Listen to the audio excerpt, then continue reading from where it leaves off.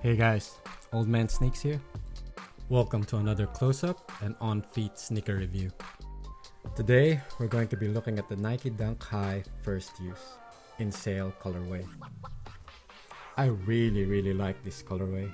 At first I was skeptical about it, but on hand it looks great. Having a sail, bone, or dirty white, or whatever colorway you want to call it, it's just really easy on the eyes. The light touch of green makes it pop a little bit more. If you really want to make it low-key, you can opt for the single lacing and remove the green one. Currently, you can easily get this at retail price. Well, at least here in Australia, it's staying on the shelves. Looking at StockX, there's not much resale value on this either. Like with every other sneakerheads, I love it when resellers sleeps on an interesting colorway. If you haven't already, please subscribe to my channel and follow me on Instagram.